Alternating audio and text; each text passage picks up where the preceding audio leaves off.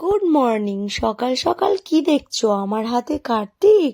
হ্যাঁ বন্ধুরা, এই কার্তিকটা কাল রাতে কেউ এসে ফেলে দিয়ে গেছে। মানে যেটা হয় প্রথম বিয়ের বছরে কার্তিক পুজোর সময় কেউ একটা এসে কার্তিক রেখে যায়, তাই আমার শাশুড়ি কার্তিকটাকে বরণ করে ঘরে তুললো।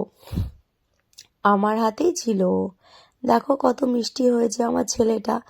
বলে নাকি কার্তিক ফেলে গেলে বিয়ের পর এরম মানে সন্তান নিলে এরম সুন্দর একটা কার্তিকের মতো ছেলে সন্তান হয়, ছেলে হোক বা মেয়ে। কার্তিক লক্ষ্মী সরস্বতী যাই হোক, সুস্থ হোক ভালো হোক, এটাই আমরা চাই সবাই। তো চলো এখন ওকে একটু রাখার ব্যবস্থা করি। পুজো হবে বিকেলবেলা, তাই সকালবেলা ওকে নিয়ে আসনে যে রেখে দিয়ে আসি। মা বলছে কোথায় রাখবি সেটা একটু দেখে নে। আমি একটু ভেবে সোজাসুজি 1 বছর ওকে যেখানে পুজো করতে পারবো আসনের ঠিক সেই জায়গায় নিয়ে আমি ওকে রেখে দিলাম। 1 বছর আজকে পুজো করব, আর ঠিক 1 বছর পরে ওকে যে একটা গাছতলায় রেখে একটা নতুন কার্তিক এনে পুজো করতে হবে। 3 বছর, 5 বছর, 7 বছর যেরকম মানুষ করে আর কি। আমি ওকে এই জায়গাটায় রাখলাম। তো এবার ওর বাজার এইসব করার জন্য বাবাকে বাজারে পাঠালাম। এই দেখো এইদিকে ইনি কি করছে, ইনি হচ্ছে কার্তিকের বাবা, বড় কার্তিক। এই যে এ হচ্ছে সাঁড়াশি দিয়ে গরম পরোটা আর চা খাচ্ছে। সাঁড়াশি দিয়ে, দেখেছো? কোনোদিন দেখেছো এরম চা খেতে কাউকে? কখনো দেখনি, এ প্রথম দেখবে। প্রথম আমার বরই এরম সাঁড়াশি দিয়ে খেলো। যেই দেখছে আমি ভিডিও করছি অমনি গেছে ওগুলোকে রেখে আসতে, ভালোভাবে খেতে ভদ্রভাবে। এই দেখো বাবা খাচ্ছে চা আর পরোটা, ও এবার ভালোভাবে খাচ্ছে। আর এইদিকে আমি হাত মুখ ধুয়ে ভোগের জিনিসপত্র, ঠাকুরের প্রসাদ সব বানাতে শুরু করে দিয়েছি। এটা হচ্ছে নাড়ু, ভালো লাগে কার্তিক ঠাকুরের। আমরা জানি কার্তিক ঠাকুরের পুজোতে সব বাচ্চাদের যেগুলো যেগুলো খেতে পছন্দ হয় বা করতে ভালো লাগে সেই সবই ঠাকুরকে দিতে হয়। তাই জন্য ঠাকুরের পছন্দ মতো নারকেলের নাড়ু বানিয়ে নিলাম আমি আর শাশুড়ি মা।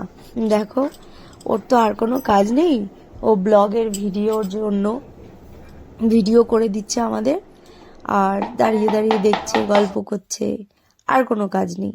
এই দেখো এ চলে এসছে তোরা আমাদের বাড়িতে। আমরা শুরু করে দিয়েছি কার্তিক পুজোর জোগাড়। আমার মোটামুটি জোগাড় কমপ্লিট, ঠাকুর মশাই আসলে পুজোটা স্টার্ট হয়ে যাবে। দেখো সব রকম জিনিস আমি কার্তিককে দিয়েছি।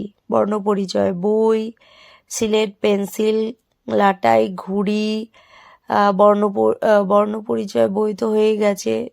5 রকম ফল কেটে, 5 রকম মিষ্টি, নাড়ু, সন্দেশ, চালকলা, ওইদিকে খেলনা, ঝুনঝুনি, জামা কাপড়, তারপর বালিশ, কাঁথা, তারপরে ময়ূরের পালক, কুরকুরে, ঠান্ডা, সব কিছু। এই দেখো গদ ড্রেনে পড়ে গেছে, তাই জন্য ও আর তো প্যান্ট জামা আনেনি, তাই জন্য ওকে ওর জামাইবাবু এই গামছাটা কাছা দিয়ে পরিয়ে দিচ্ছে। এই দেখো দিদি চলে এসছে।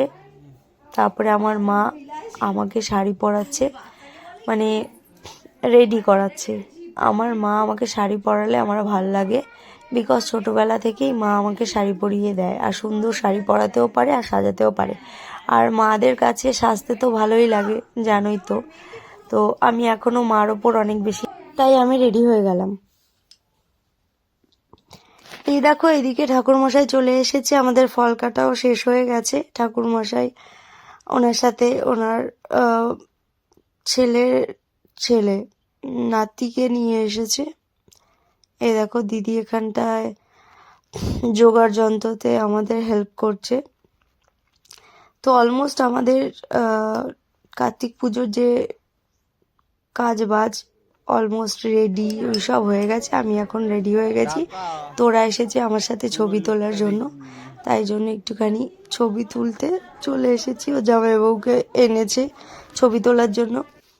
আমাদের ছবি তোলাও হয়ে গেছে। এই দেখো কার্তিক পুজোর সব ডেকোরেশন এর মধ্যেই পুরো রেডি হয়ে গেছে, পুরোটাই, কোনো অসুবিধা নেই, সব কিছু আমাদের ঠিক হয়ে গেছে।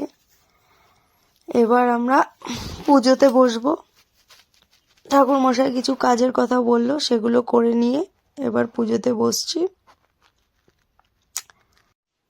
সেই কাজগুলো করতেই আর কি আগে বসবো, তারপরে উনি এসে পুজো করবে। আমি সোজা বসে পড়লাম, উনি যেই কাজগুলো করতে বলেছে আমাকে সেই কাজগুলো করে নিই, ওনাকে একটু গুছিয়ে দিই।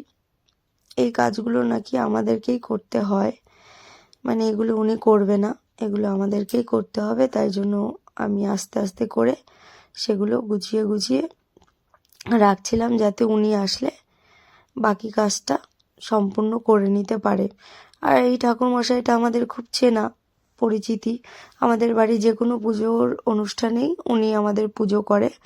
তো আমাকে তো খুব ভালো করে চেনে, আর মানুষটাও ভালো, সত্যিই ভালো, বয়স হয়েছে। তাও আমাদের পুজোর কথা যদি বলি যে একবার এসে একটু পুজো করে যেও, তো উনি মানে করবেই আমাদের বাড়িতে পুজো, এরকম। তো আমার খুব ভালো লাগে ওনাকে। এবার আমরা পুজোতে বসে পড়েছি, দেখো অঞ্জলি দেওয়ার জন্য সবাই চলে এসেছে। উনি ওনার পুজোও স্টার্ট করে দিয়েছে। পুজোতে আমরা বসে গেছি।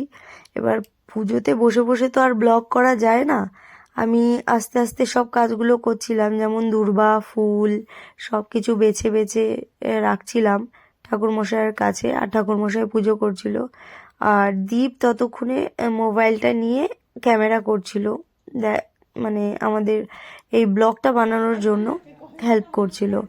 দেখো ভাই দুষ্টুমি শুরু করে দিয়েছে, ওকে আটকানো পসিবল হচ্ছে না, শুধু বায়না করছে। কার্তিকের ওখানে যেই সব দেওয়া হয়েছে সেই তার থেকে ও চকলেটটা, তারপরে তোমার ফুটি এইসব খাবে। তো ওরা শুরু করে দিয়েছে, জামাইবাবুর সাথে ছবি তোলা হয়নি বলে ছবি তুলতে শুরু করে দিয়েছে। এবার আমরা অঞ্জলিতে বসবো, তাই ঠাকুর মশাইয়ের পুজো অলমোস্ট কমপ্লিটের দিকে চলেও এসেছে। আস্তে আস্তে আমাদের অঞ্জলিতে বসতে হবে। অঞ্জলি টঞ্জলি দিয়ে সব প্রসাদগুলোকে ভাগ করে করে সবার বাড়ি বাড়ি দিয়ে আসতে হবে। মা বলে দিয়েছে, মায়ের তো শরীর খারাপ, মা তো যেতে পারবে না, তাই জন্য আমি আর দিদি এই কাজগুলো করব। তো তাই জন্যই একটু পুজো আচ্ছা হলে বাড়িতে একটু প্রেশার আমার ওপরই এসে পড়ে। মা ভালো থাকলে মাই করে নেয়, আর দীপও হেল্প করে দেয়।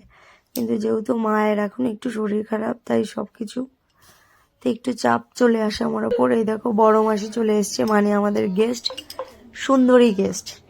বড় মাসি না, সরি, বড় মামি এটা আমার। আর এরপরেই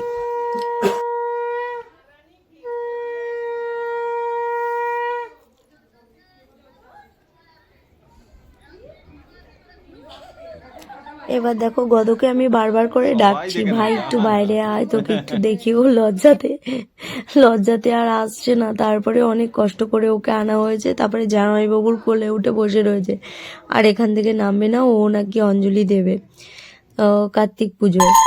ভালো কথা, বাচ্চা মানুষ আবদার করছে তো কিছু বলার নেই। আমি আবার ধুনোটা জ্বালিয়ে দিয়ে ঠাকুরমশাইয়ের কাছে দিলাম, আর ঠাকুরমশাই ততক্ষণে আরতি করা শুরু করে দিয়েছে কার্তিকের।